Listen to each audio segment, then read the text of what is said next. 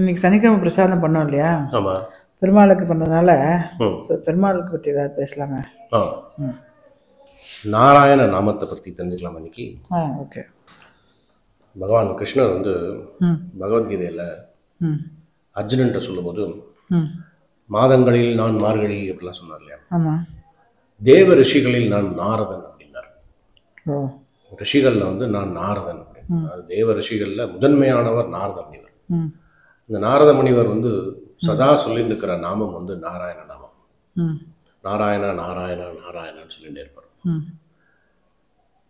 அப்பேற்பட்ட நாமம் வந்து இந்த நாராயண நாமம்.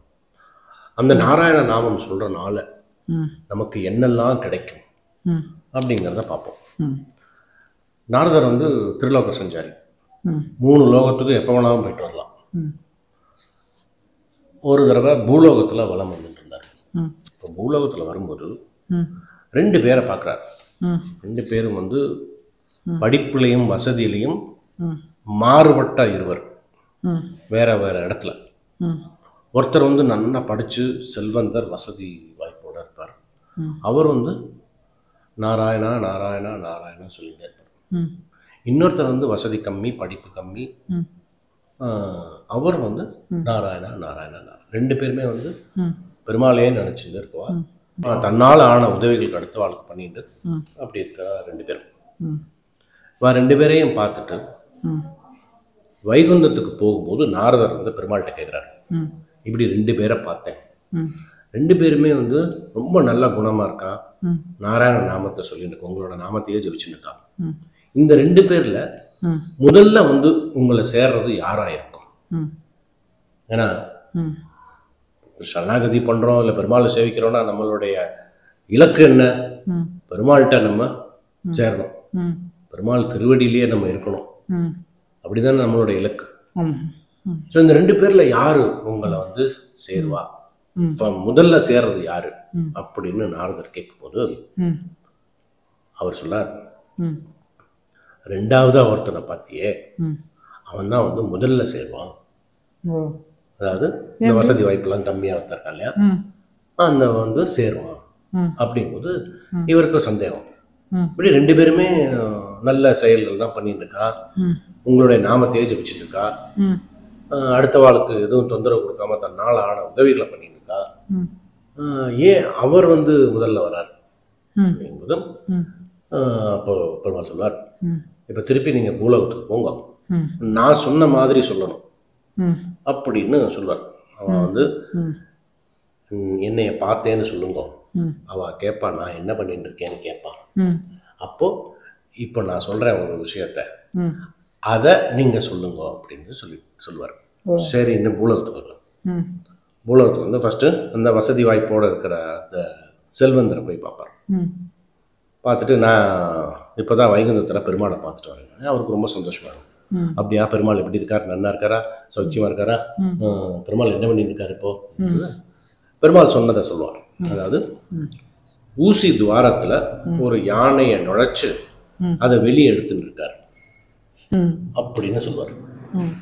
அப்போ அந்த செல்வந்தர் வந்து இது என்ன கேட்கறதுக்கு ஒரு விளையாட்டா இருக்கு, ஊசி துவாரம்ங்கிறது சின்னது, யானைங்கிறது எவ்வளவு பெருசு அப்படின்னு சொல்லிட்டு ஒரு சாதாரணமா எடுத்துட்டுருவார். அதை வந்து பெரிய விஷயமா எடுத்துக்க மாட்டார்.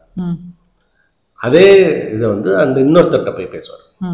நான் இப்போதான் வைகுந்தம் போயிட்டு பெருமாளை பார்த்துட்டு வந்தேன், பெருமாள் எப்படி இருக்காரு, சௌக்கியமா இருக்காரா, பெருமாள் என்ன பண்ணிட்டு இருக்காரு, இது மாதிரி ஊசி துவாரத்துல யானையை நுழைச்சு வெளியே எடுத்துட்டு இருக்காரு அப்படின்னோடனே பெருமாளுடைய அற்புதமே அற்புதம், அவனுடைய சாகசமே சாகசம் அப்படின்னு சொல்லுவார் அவர். அப்ப நாரதர் கேட்பார், எப்படி ஊசி துவாரத்துல யானை எப்படி நுழையும், பண்ண முடியுமா, இது நம்புறேங்களா நீங்க அப்படின்னு கேட்கும்போது அப்போ அந்த அவர் சொல்லுவார், நான் இந்த இப்போ ஒரு ஆலமரத்து அடியில நான் உட்காந்துருக்கேன், இந்த ஆலமரம் இவ்வளவு பெரிய மரம் வந்து நீங்க சொன்னா நம்ப மாட்டேன், 100 வருஷத்துக்கு முன்னால பாக்கெட்ல போடுற சைஸ்ல ஒரு விதையா இருந்தது, இன்னைக்கு இவ்வளவு பெரிய மரமா இருக்கு. இப்பேற்பட்ட அற்புதத்தை பண்ற பெருமாளுக்கு இது சாத்தியம் இல்லையா? நம்பிக்கை, அவ்வளவு நம்பிக்கை.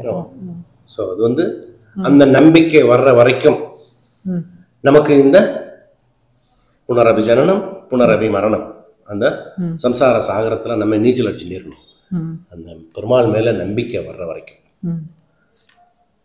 அதனால பெருமாள் நாமங்களை சொல்ல சொல்ல, வாயார மனசார ஆண்டாள் சொன்ன மாதிரி சொல்ல சொல்ல நமக்கு வந்து வாழ்க்கை வந்து ஒரு சீராக அமைஞ்சிரும், நம்பிக்கை பிறக்கும், அவனையே நினைச்சுட்டு இருப்போம்.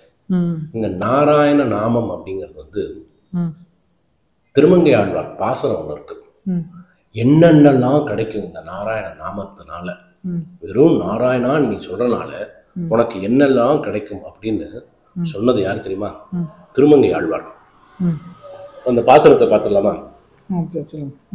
குலம் தரும் செல்வம் தந்திடும் அடியார் படுதுயர் ஆயின எல்லாம் நிலம் தரும் செய்யும் நீள் விசும்பு அருளும் அருளோடு பெரு நிலம் அளிக்கும் வளம் தரும் மற்றும் தந்திடம் பெற்ற தாயினும் ஆயின செய்யும் நலம் தரும் சொல்லை நான் கண்டு கொண்டேன் நாராயணா என்னும் நாமம். இந்த லோகத்துல கிடைக்காதது ஒண்ணுமே கிடையாது. நிலத்திலிருந்து குலத்துல வரைக்கும் செல்வத்து வரைக்கும் எல்லாம் கிடைக்கும்.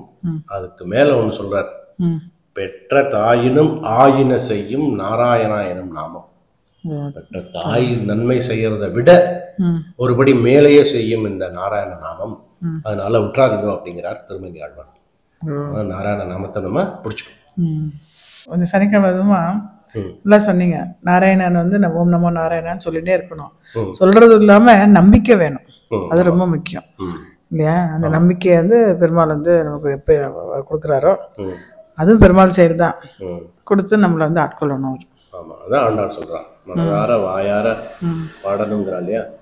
மனசுலயே நிறுத்திக்கணும், வாயார பாடணும், வாயார அந்த நாமத்தை சொல்லணும். சூப்பர், நல்லதா? சூப்பராக இருந்துச்சு.